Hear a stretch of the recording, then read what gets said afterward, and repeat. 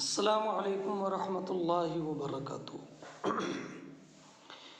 باب امور الایمان وقول اللہ عز وجل لیس البر ان تولوا وجوہکم قبل المشرق والمغرب ولكن البر من آمن بالله واليوم الآخر والملائکہ۔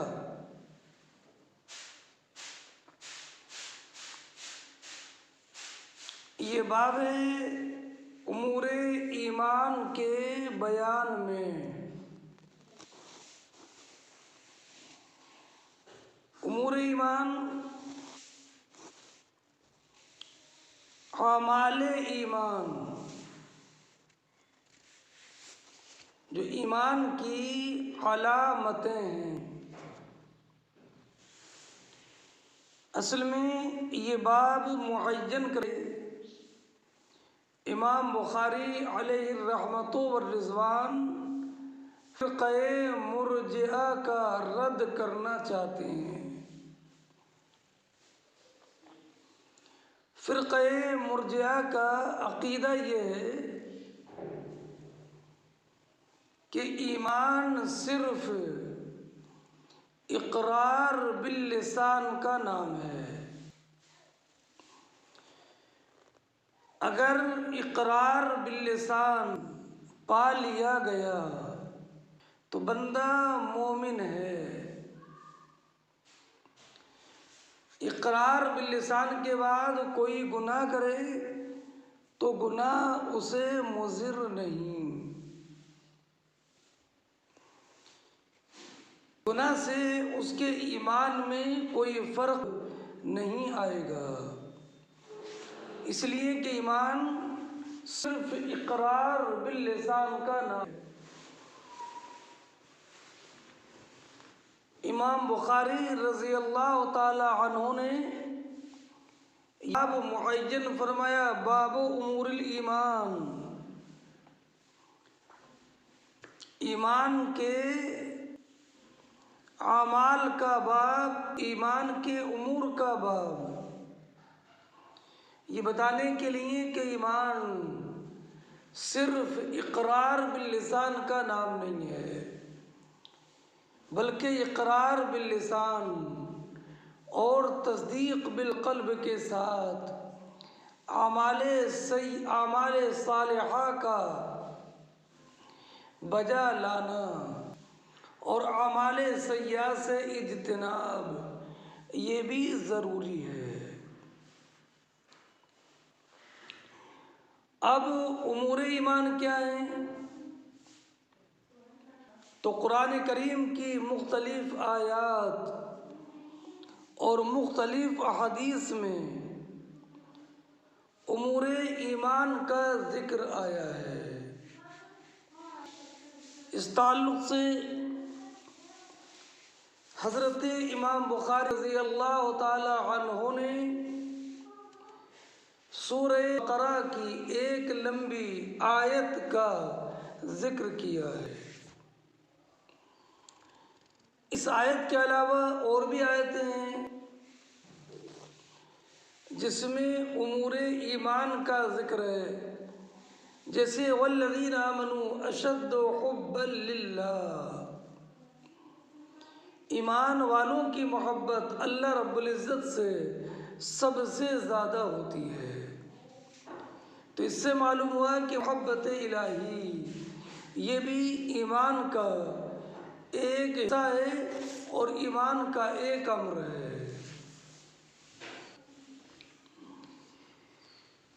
جو آیت کریمہ امام بخاری رضی اللہ تعالی عنہ نے ذکر کی، اس آیت کریمہ میں یہ بیان کیا گیا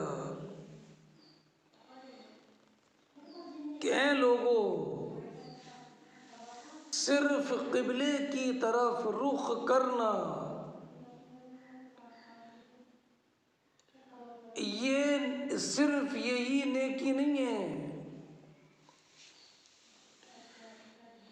بلکہ نیکوکار وَلَكِنَّ الْبِرَّ مَنْ آمَنَ بِاللَّهِ وَالْيَوْمِ الْآخِرِ وَالْكِتَابِ وَالنَّبِيِّينَ، کہ صرف قبلہ رخ نماز میں ہو جانا یہ نیکی نہیں ہے، بلکہ نیکی اور نکار من آمن باللہ والیوم الآخر، جو اللہ پر، یوم آخرت پر ایمان لائے، والکتاب والدین، اور قرآن پر اور انبیاء کرام علیہم الصلاۃ والسلام پر ایمان لائے، وآتى المال على حبه ذوي القربى واليتامى والمساكين وابن السبيل، اور مال سے محبت کے باوجود مال خرچ کرے رشتہ داروں پر، یتیموں پر، مسکینوں پر، والسائلین اور سوال کرنے والوں پر، وفی الرقاب اور غلام آزاد کروانے میں، وقام الصلاۃ وآتى الزکاۃ اور نماز قائم کرے اور زکوٰۃ دے، والموفون بعہدہم اذا عاہدوا اور اپنے وعدے کو پورا کرنے والے اپنا وعدہ پورا کریں جب کوئی وعدہ کریں، والصابرین فی البأساء والضراء وحین البأس اور نیکوکار وہ ہیں جو مصیبت پریشانی میں ہیں، اولئک الذین صدقوا یہی سچے ہیں، واولئک هم المتقون اور یہی لوگ متقی ہیں۔ تو اب آپ اس آیت کریمہ میں غور فرمائیں کہ اللہ رب العزت جل جلالہ نے چند امور ایمان کا بیان فرمایا۔ کیا ہے امور ایمان؟ اقامت صلاۃ، ایتاء زکوٰۃ، انفاق فی سبیل اللہ، ایفاء عہد اور مصیبتوں اور پریشانیوں میں صبر اور سچ بولنا۔ تو اب اس سے ہی معلوم ہوتا ہے کہ ایمان صرف اقرار باللسان کا نام نہیں ہے، بلکہ امور ایمان ہیں اور اعمال ایمان ہیں جن کا بجا لانا ضروری ہے۔ دوسری آیت کا بھی امام بخاری رضی اللہ تعالی عنہ نے ذکر فرمایا، قد افلح المؤمنون الذین هم فی صلاتهم خاشعون والذین هم عن اللغو معرضون والذین هم للزکاة فاعلون والذین هم لفروجهم حافظون الا على ازواجهم او ما ملكت ايمانهم فانهم غير ملومين فمن ابتغى وراء ذلك فاولئك هم العادون والذین هم لأماناتهم عاهدون راعون والذین هم على صلواتهم يحافظون۔ یہ 18ویں پارے کے شروع کی آیتیں ہیں۔ اس میں اللہ رب العزت نے ارشاد فرمایا قد افلح المؤمنون، مومن کامیاب ہیں۔ اب مومن کون ہے؟ تو اس کا ذکر کیا جو نمازوں میں خشوع کے ساتھ نماز پڑھتی ہیں، بیکار باتوں سے بچتے ہیں، اپنی شرمگاہوں کی حفاظت کرتے ہیں اور اپنی نمازوں کی پابندی کرتے ہیں، امانتوں کو ادا کرتے ہیں، ایفاء عہد کرتے ہیں۔ تو اس آیت کریمہ میں بھی امور ایمان کا ذکر ہے۔ تو حضرت امام بخاری رضی اللہ تعالی عنہ یہ 2 آیات نقل فرما کر یہی بتانا چاہتے ہیں کہ ایمان صرف اقرار باللسان کا نام نہیں ہے جیسے مرجئہ کہتے ہیں، اور ایسا نہیں ہے کہ اقرار باللسان کے بعد انسان جو چاہے وہ کام کرتا رہے اور اس پر کوئی مواخذہ نہیں ہے اور اس کے ایمان میں کوئی فرق نہیں پڑے گا، ایسا نہیں ہے۔ اب آپ حدیث پاک سنیے۔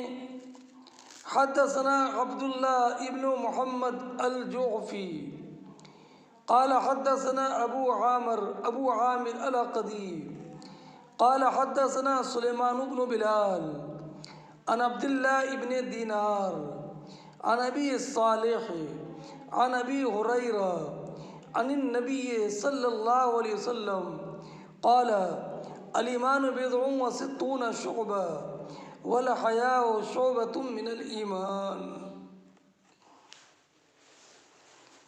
نبی کریم علیہ السلام سے اس حدیث کو روایت کرنے والے حضرت ابو ہریرہ رضی اللہ تعالی عنہ ہیں۔ یہ حضرت ابو ہریرہ رضی اللہ تعالی عنہ، ان کا نام کیا تھا اس میں کثیر اختلاف ہے، اور مشہور یہ ہے کہ ان کا نام عبد الرحمن ابن صخر ہے، مگر اور یہ قبیلہ دوس کے رہنے والے ہیں۔ سن 7 ہجری میں فتح خیبر کے بعد نبی کریم علیہ السلام کی بارگاہ میں حاضر ہوئے اور پھر آخر دم تک مدینہ طیبہ میں رہے۔ نبی کریم علیہ السلام کے خدمت کے حاضر باش تھے۔ نبی کریم علیہ السلام سے انہوں نے بہت زیادہ حدیثوں کی روایت کی ہے۔ مکثرین حدیث صحابہ میں ان کا شمار ہے۔ اپنی کثرت حدیث روایت کرنے کی وجہ حضرت ابو ہریرہ رضی اللہ تعالی عنہ نے خود بیان فرمائی۔ کہتے ہیں کہ میں مسکین تھا، ہمیشہ نبی کریم علیہ السلام کی بارگاہ میں حاضر رہتا۔ مہاجرین بازاروں میں تجارت کرتے، انصار اپنے باغات میں کام کرتے، لیکن میں صرف کھانے کو مل جائے اس کے علاوہ میرا اور کوئی مشغلہ نہیں تھا، ہمیشہ بارگاہ نبوی میں حاضر رہتا۔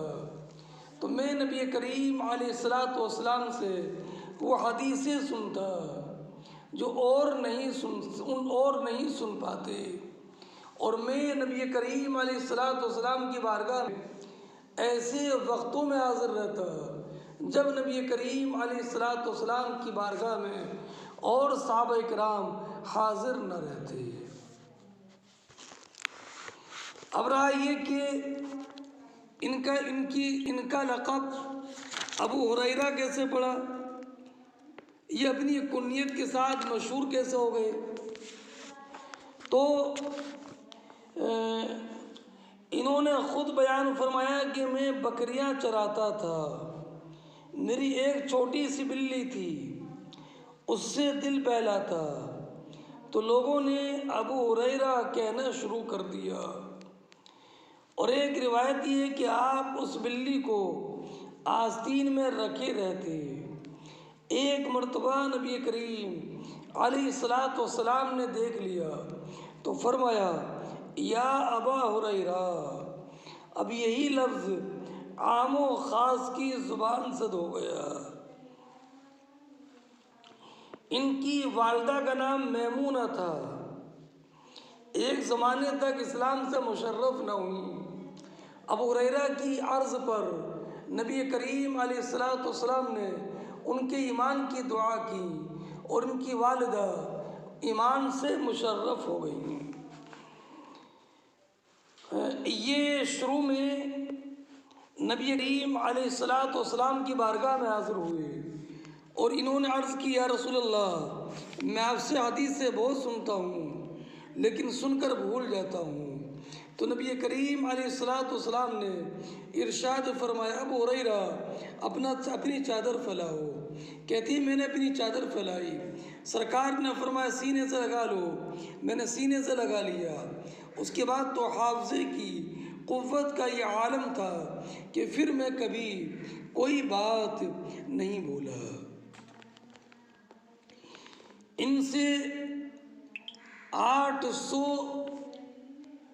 حضرات نے روایت کی ہیں، جن روایت کرنے والوں میں صحابہ بھی ہیں، تابعین بھی ہیں، بلکہ اجلہ صحابہ کرام جیسے حضرت عمر، حضرت عبداللہ بن عمر، حضرت انس بن مالک، حضرت عبداللہ بن عباس رضی اللہ تعالی عنہم ان سے حدیث روایت کرتے ہیں۔